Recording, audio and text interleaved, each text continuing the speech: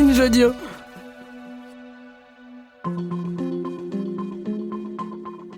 Imaginez un présentateur télé ultra célèbre.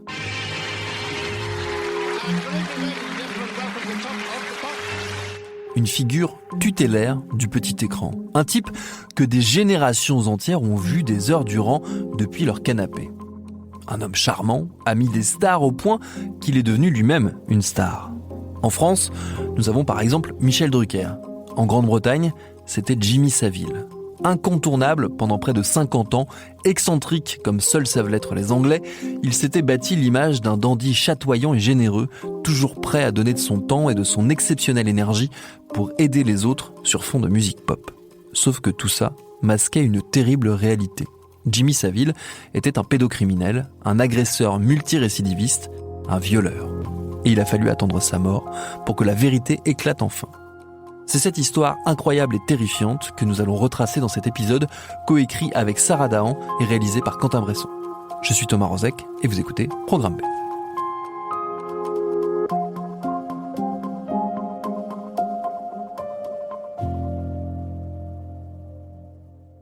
Attention, cet épisode fait mention de violence et de pédocriminalité.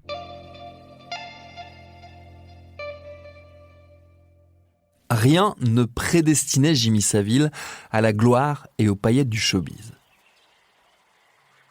Il est né à Leeds, dans le nord de l'Angleterre, en 1926. Il grandit sans argent, élevé par des parents stricts et attachés aux valeurs morales de l'Église. Il dira plus tard que son père était scrupuleusement honnête, mais scrupuleusement fauché.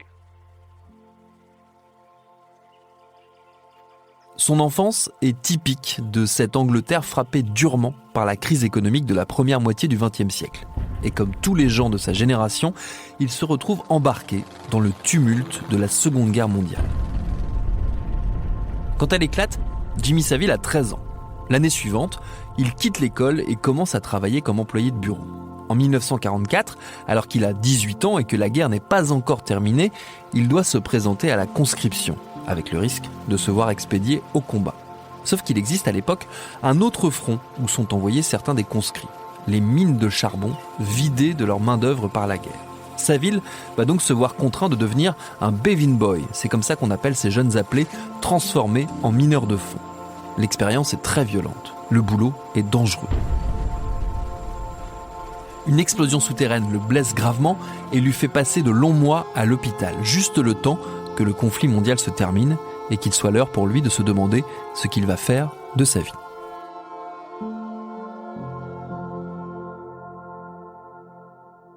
Comme le raconte le très complet documentaire de Netflix Jimmy Savile, un cauchemar britannique, il fait alors le choix de se consacrer à sa passion, la musique. Lui ne sait ni chanter ni jouer de la guitare. Non, ce qu'il aime, c'est passer des disques. Il sera donc DJ. Ça tombe bien, dans l'Angleterre de l'après-guerre, les clubs fleurissent un peu partout. Le pays, éprouvé, a besoin de se distraire et d'oublier les années noires. La jeunesse tout entière se jette dans le plaisir des soirées dansantes. Dès 1947, on le trouve aux platines des premiers dance halls. Si ces soirées sont consacrées à la danse, ces journées le sont à son autre passion, le sport. Catcheur amateur, coureur à pied, il est aussi un cycliste chevronné et participe même au Tour de Grande-Bretagne en 1951. Mais la musique prend une place grandissante dans sa vie et devient son gagne-pain. Au cours des années 50, il prend la direction de plusieurs clubs, à Leeds, à Manchester, mais aussi dans la banlieue londonienne. C'est là, à Ilford, à une vingtaine de kilomètres du centre de Londres, qu'il devient une personnalité en vue et qu'il tape dans l'œil des dirigeants de Radio Luxembourg. Radio Luxembourg, c'est la cousine britannique de notre RTL. Très populaire à l'époque, la chaîne cherche à capter l'attention des jeunes. Et ça tombe bien, Savile a un don pour faire danser les ados. La radio lui confie donc une tranche en 1958 qui va vite devenir une émission à succès. Durant 10 ans, il va squatter l'antenne de Radio Luxembourg 6 jours sur 7, réunissant jusqu'à 6 millions d'auditeurs durant son émission du samedi. Au début des années 60, alors que la vague du Swinging London déferle sur la planète, il est le DJ le plus célèbre de la bande FM. Et forcément, il accompagne l'irrésistible ascension de toutes les futures stars de la pop britannique. Les Beatles, les Rolling Stones sont ses amis, ses collègues presque. Il est l'un des leurs, Et il déclenche à chacune de ses apparitions publiques le même genre de dévotion et d'excitation qu'eux. Aussi, lorsque la BBC, la télé publique britannique, planche en 1964 sur un programme consacré aux hits musicaux du moment, aucune hésitation. Il faut que Jimmy Savile en fasse partie.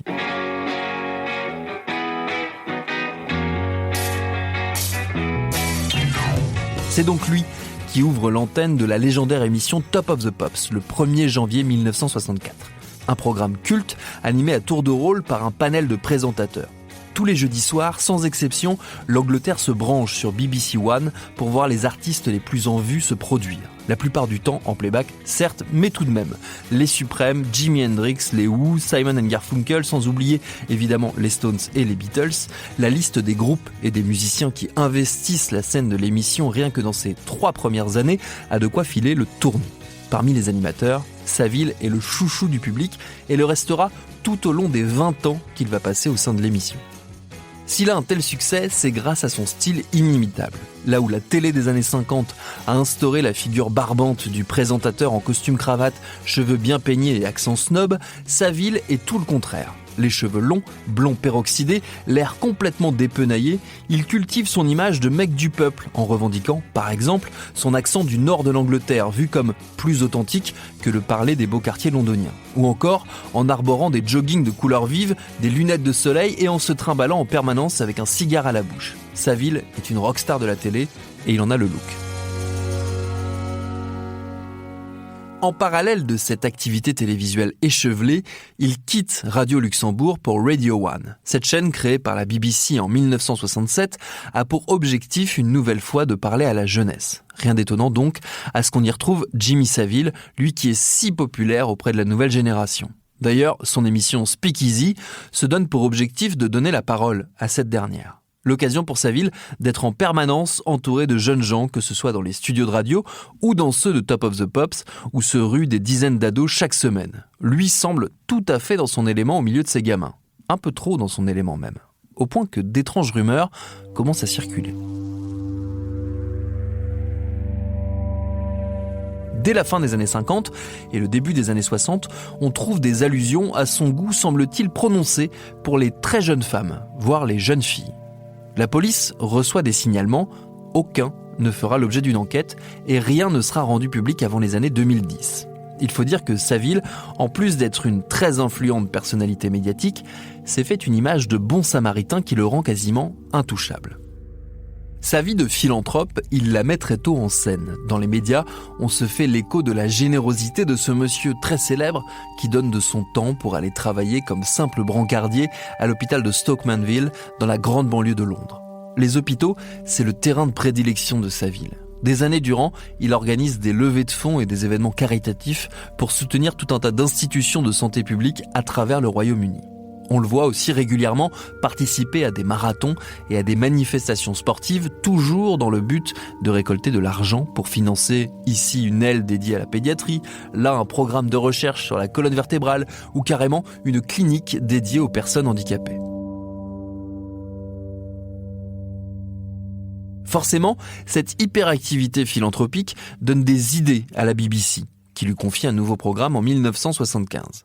Baptisé Jim Will Fix It, en VF Jim va gérer ça, l'émission est simple. Savile reçoit des centaines de lettres d'enfants et d'adolescents de tout le pays, lui faisant état de leur vœu le plus cher. Et lui se charge de le réaliser.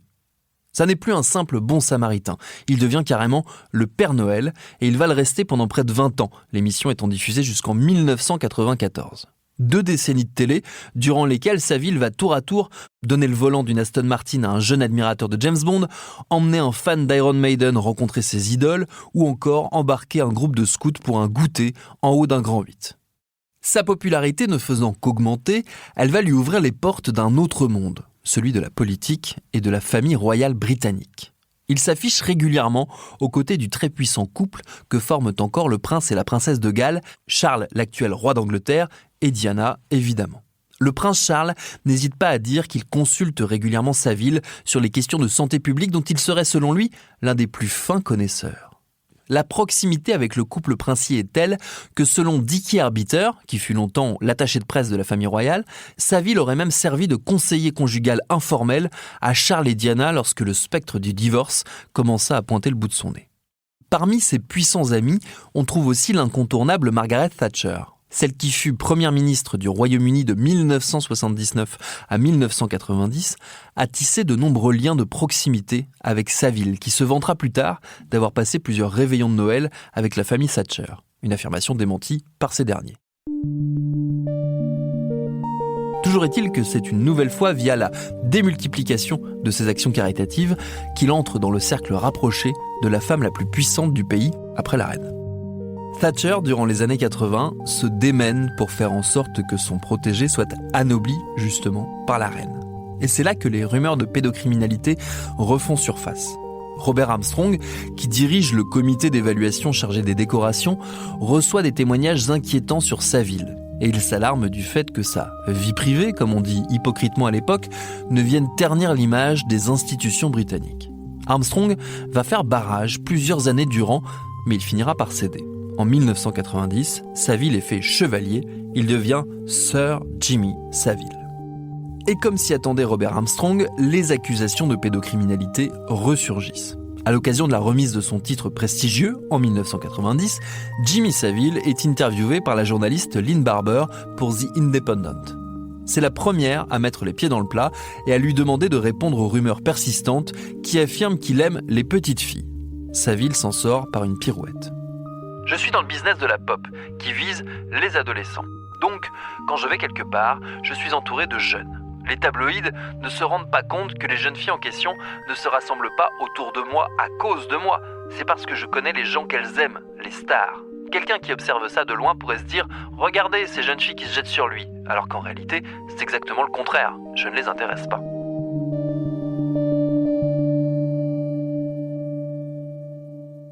La question est close. D'ailleurs, qui pourrait bien suspecter Jimmy Saville ? Lui qui est par ailleurs un bon catholique, décoré par le pape Jean-Paul II lui-même pour ses actions philanthropiques. Lui qui a tellement donné de son temps pour les autres, au point qu'il n'a, semble-t-il, pas de vie privée, pas de compagne, pas d'enfant. Uniquement de brèves mais nombreuses conquêtes féminines dont il se fait l'écho dans les livres à succès qu'il publie, retraçant son destin hors norme, en listant par exemple les endroits divers où il a consommé ses liaisons. Il y a eu des trains, des bateaux, des avions, des buissons, des champs, des couloirs, des embrasures de portes, des planchers, des chaises, des collines, des bureaux, sans doute à peu près tout, à l'exception d'un candélabre et d'une planche à repasser. Saville n'a pas le temps pour la romance. Ses activités l'occupent à 100%. Et ça ne va pas aller en s'arrangeant, puisqu'il prend de plus en plus de responsabilités dans les différentes institutions où il intervient. En 1988, il est nommé à la tête d'un comité de pilotage chargé de nommer la nouvelle équipe dirigeante du Broadmoor Hospital, un hôpital psychiatrique de haute sécurité réservé aux patients difficiles, la plupart auteurs de crimes graves mais jugés irresponsables. Un établissement très important, où Saville a ses entrées depuis des années. Il adore y passer du temps pour divertir, dit-il, les patients. Il y est tellement impliqué que le directeur de l'hôpital lui installe un appartement au sein de l'institution avec son propre jeu de clés qui lui permet de s'y balader comme bon lui semble et y faire ce qui lui plaît.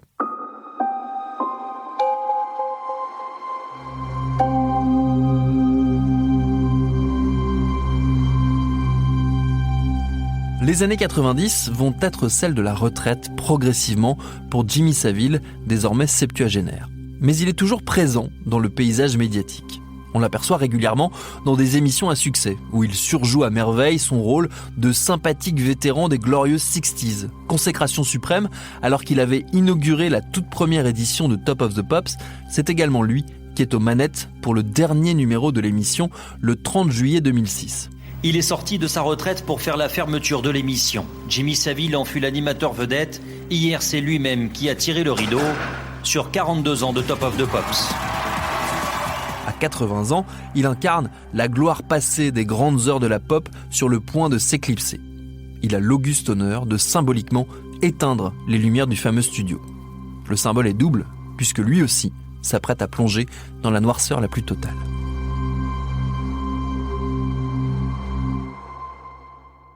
En 2007, enfin, la police s'intéresse à son cas. En toute discrétion, il est interrogé sur une accusation d'agression sexuelle remontant aux années 70 qui aurait eu lieu dans une école réservée aux jeunes filles considérées comme instables émotionnellement. Une école où Saville aimait beaucoup se rendre à l'époque. Les enquêteurs, jugeant qu'il n'y a pas assez de preuves pour aller plus loin, abandonnent rapidement, sans même interroger les anciens salariés de l'école qui a fermé ses portes depuis. En 2008, c'est le journal The Sun, tabloïd bien connu des lecteurs britanniques, qui accuse Saville d'avoir abusé de plusieurs enfants au sein de l'orphelinat Haut-de-la-Garenne sur l'île de Jersey. À l'époque, un scandale monstrueux explose autour de cet orphelinat où les pires sévices ont été infligés aux jeunes pensionnaires pendant des années par des membres de l'encadrement et par des visiteurs. Les témoignages publiés font froid dans le dos et de nombreux noms sont cités comme étant potentiellement impliqués. Parmi eux, donc, celui de Jimmy Saville, qui en retour attaque en justice The Sun, affirmant n'avoir jamais mis les pieds à Haut-de-la-Garenne. Hélas pour lui, des photos le montrant dans l'orphelinat posant avec une ribambelle d'enfants sont publiées. Il doit alors changer sa version, plaide la mémoire défaillante et redit son indignation d'être accusé de pédocriminalité. Une fois encore, l'affaire est classée faute de preuves.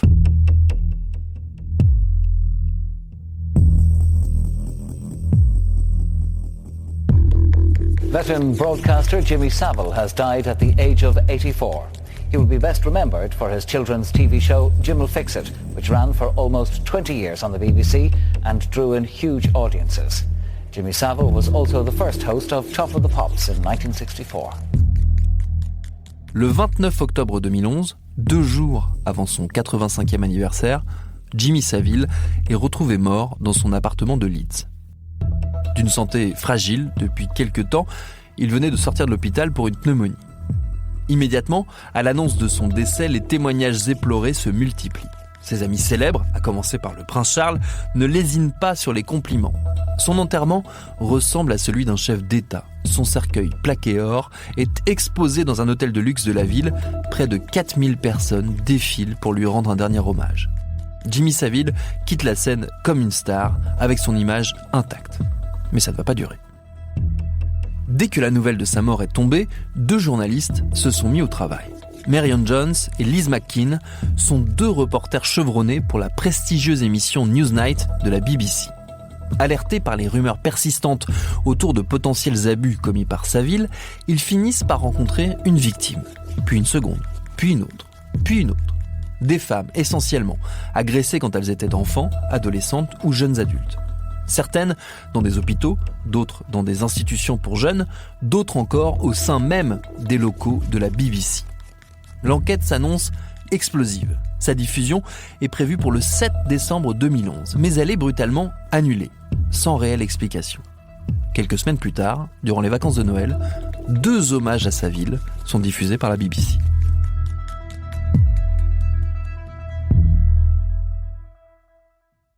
Heureusement, l'histoire ne s'arrête pas là. L'information de l'existence d'une enquête déprogrammée sur les crimes sexuels de Saville est relayée par la presse.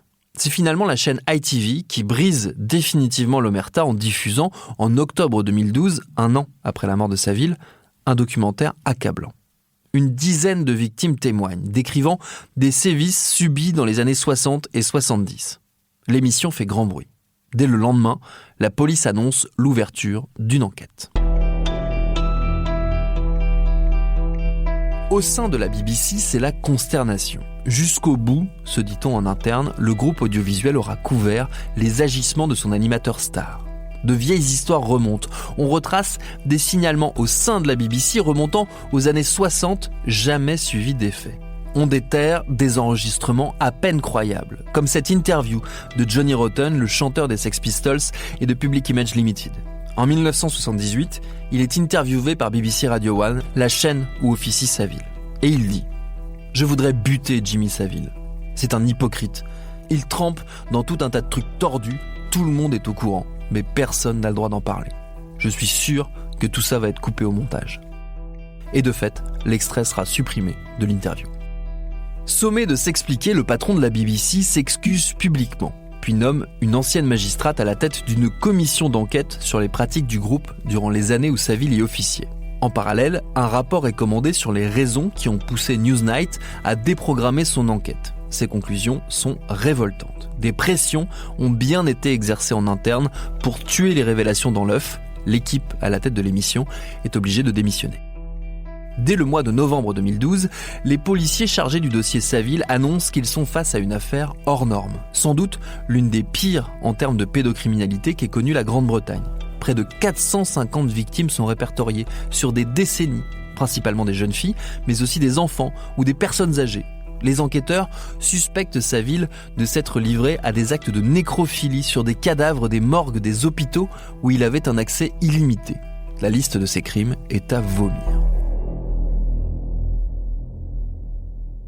Et comme si ça ne suffisait pas, le dossier Saville met aussi en lumière la faillite complète des institutions. Qu'il s'agisse de la BBC donc, où les débordements de Saville étaient couverts par sa hiérarchie, qu'il s'agisse aussi du NHS, le système de santé publique britannique, où personne n'a jamais pris au sérieux les signalements des patients ou des soignants, qu'il s'agisse encore de la police qui n'a jamais donné suite à ces accusations, qu'il s'agisse enfin de la couronne britannique, du Parti conservateur ou de l'Église catholique, qui tous ont été à un moment alertés et qui tous ont détourné les yeux. Saville a bénéficié d'un laisser-faire proprement incroyable. Et les cris d'orfraie de ceux qui furent jadis ses amis, jurant leur grand Dieu qu'il n'avait jamais rien vu, jamais rien su, qu'il avait réussi à berner tous ceux qui ont croisé sa route, ne convainquent pas grand monde. Elles sont d'autant moins entendables que les investigations sur le cas Saville ont mené à l'ouverture d'une très vaste enquête sur la pédocriminalité britannique, l'opération U-Tree. Une vingtaine de personnes ont été arrêtées, la plupart condamnées, certains, comme l'ex-popstar Gary Glitter ou l'ancien animateur télé Dave Lee Travis, appartenaient au même monde que Saville et l'avaient côtoyé de très près. En janvier 2013, un rapport intitulé « Giving Victims a Voice » donner une voix aux victimes est publié. Il reprend le fil des révélations sur Saville et sur ses agissements. Ses conclusions, là encore, sont consternantes. Il est maintenant établi que Saville a agi au vu et au su de tous, usant de son statut de célébrité et ses activités de charité pour obtenir un accès libre à des personnes vulnérables, et ce pendant 6 décennies. Pour des raisons diverses, la grande majorité de ces victimes ne se pensaient pas autorisées à parler. Et il est clair que les rares qui ont osé le faire ont vu leurs témoignages rejetés par des figures d'autorité, incluant des parents et des soignants. Mais qui savait ? Et qui a couvert qui ? De nombreuses questions restent en suspens. Et si les langues se sont déliées, si les témoignages ont pu enfin émerger et si plusieurs institutions ont en partie fait leur autocritique, toutes les zones d'ombre laissées dans le sillage de Jimmy Saville n'ont pas encore été éclaircies. Merci à Sarah Dahan qui a co-signé le texte de cet épisode de Programme B, un podcast de Binge Audio préparé par Charlotte Bex, réalisé par Quentin Bresson. Tous nos épisodes, les anciens comme les nouveaux, sont à retrouver sur toutes vos applis de podcast préférées. Cherchez-nous sur Internet si vous voulez nous parler. Et à très vite pour un nouvel épisode.